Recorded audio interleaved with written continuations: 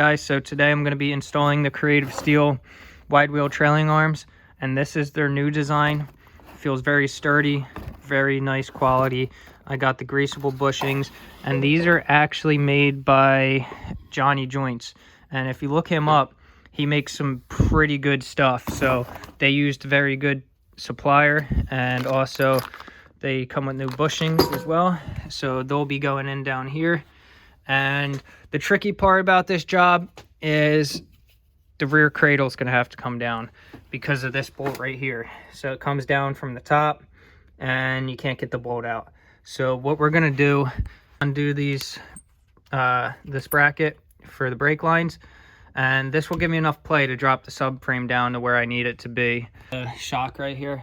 So I mean, mine are just in there hand tight because I was just mocking everything up. And just yours isn't going to have a nut on it, it's just going to have the bolt, but I have aftermarket BC racing coilovers, so just do that and pull out that bolt and it will allow it to drop down. And now the subframe's all free. We just got to undo the mounts and lower it down a little bit on the trans jack or regular jack, whatever you guys want to use. So I have this trans jack sitting on my diff, and I just loosened up the back bolts that hold the rear subframe in and took out these ones completely. So now it gives me access to pull these bolts out, and that's all you need. Get that out of the way, and we'll throw the new one in, and then we'll jack this back up and put in the bolts. So it's just sitting there freely. You don't need to disconnect everything. And like I was saying about this bracket up here, so your guys' brake lines are going to be on this bracket, and it's going to be attached to the car. Mine's already disconnected, so I didn't need to worry about that. But once you disconnect the bracket from up here, just be careful when you're lowering the car, because these are going to come with it. It has enough play, but just make sure you don't kink anything. All right, so it comes with these spacers in this bag, and it says right on the bag, install spacers above Johnny Joints. How it's cut right here. This is the way it's going to go on, like that, onto the bottom right there. When you put these on, make sure you have the greasable fitting on the outside of here so you can get access to it like that, rather than, you know, that. So we'll put this on, and let's see here. I gotta put the spacer on above it like that, above the Johnny Joints, and we'll just slide this bolt right back through again.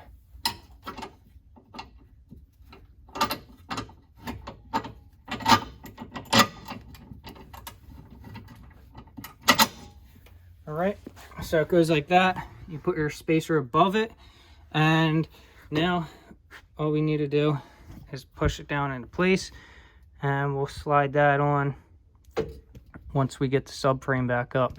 But we could leave this free for now. Dang, I already scratched it.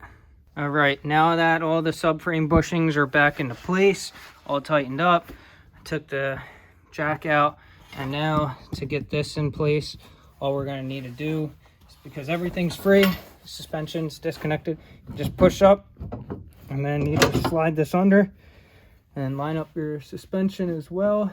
So that's all good.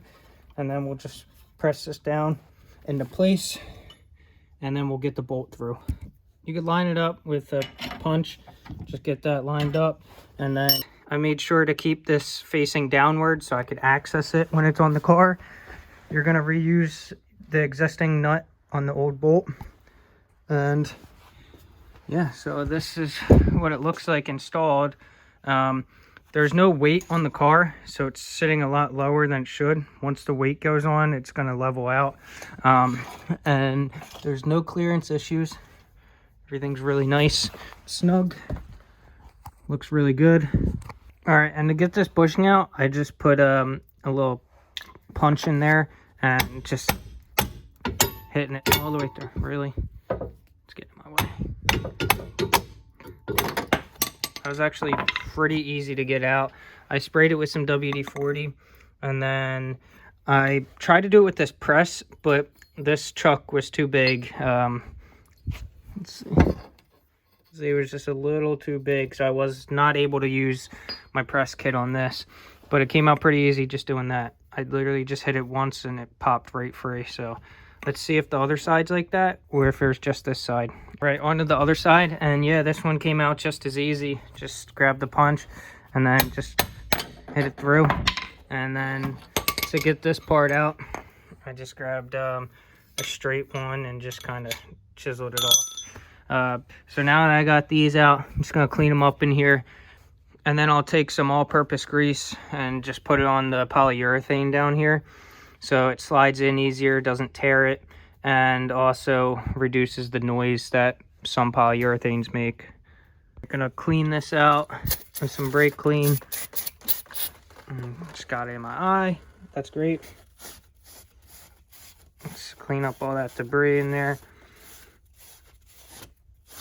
I'm gonna do a better cleaning off camera. It's kind of hard to film and work. All right, so what I did was I took apart the bushing and put a thin coat of grease around the outer edge and the inner edge. Also greased up the inside bushing. Also greased up this as well, even though it's the greasable one. I could do this after, but I just think it helps with the install. So basically, some of this all-purpose grease. I didn't even see this until after I finished the install, but Creative Steel does supply their own grease. I just used that because I have it. Put all over this. And then what I did was slide it together like this right now in the car, and just got a piece of all thread and 2 washers. And now I'm going to press this into its place where it needs to go. I'll set this up so you can see it get pressed together. And you just want to make sure it's straight. You don't want it to go in crooked or damage anything. So that's why I lined it up with that center pin on both of them. This way it's lined up straight, get it into the housing, and then just keep cranking until it's pressed all the way in.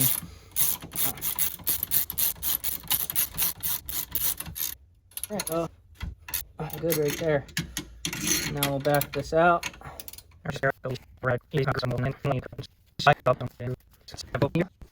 Now it's time to see if my 315s could fit on this. Let me go grab them and I'll be right back.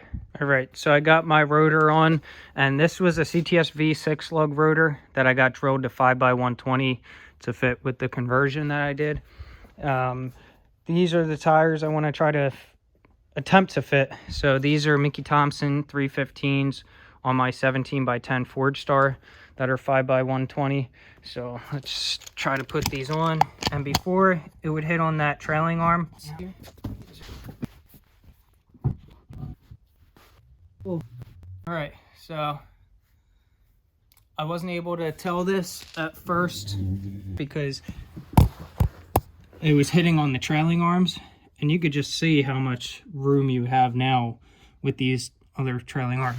But now we're hitting on the frame right here. So that is going to need some manipulation with a hammer. And then I'll get back to you guys. But everything else looks like it's going to clear. And if you like these videos like this, where I'll go really in depth on, you know, everything that you guys want to see, I'm also doing a fuel cell setup on the V. I'm making a little bracket for it to set up there because I want it to be right over my rear end and then run the fuel lines out. I'm doing an external pump. So stay tuned for more videos. I don't mind making them. If you guys want to see something in particular, just leave a comment or tag me on the CTSV page. But this is the build progress so far. There's a long ways to go. The motor's sitting back there, and along with some other parts over there. So I think this is a great platform. A lot of supportive people in the community, and I'm hoping to finish this car up sometime soon. But so I got the 6-lug Ford Stars, and these are 17 by, I forget, I think 7.5 or something, or 8s. These are 17 by 8s, I'm pretty sure. but they're 235, 45, 17s. And I got a little bit of clearance issue right there on the rotor. So I'll have to shave that rotor down just a little bit. It's only rubbing the slightest bit. And then back here, I obviously have the issue where it's hitting the body of the car. All right, so I put a jack under there to simulate it under load, and it actually fits a little bit better. I mean, these are just massive tires to fit on here to begin with, but I'll show you. It's rubbing right here, just the slightest bit. You could see it's not much, or just get spacers to go on here just to get it out far enough. But the problem with the spacers is I'm already sticking out, you know, a good inch. So I'd rather not do the spacers and just manipulate that metal a little bit, get it to fit. And I'm definitely going to need to get these fenders pulled out a little bit more. But this is exactly how I want the car to be sitting, just that ride height, because I don't want it bouncing and chewing up the tire. I just took off the front tire. That was only on there to show you guys. But yeah, the wide wheel trailing arms gives you plenty of room. You could see how much room I have. No issues with that. You can make some adjustments if you need to, but I didn't need to. I just put them on exactly how they came. But look at that, 315s, and you still got, you know, 2-3 inches of play there. And then you come into interference with that. So these trailing arms definitely did the job for me, but now I ran into another issue. You can definitely go with a smaller tire, and these would work perfect for you guys, but my goal is to fit these 315s. So, all right, thanks for watching.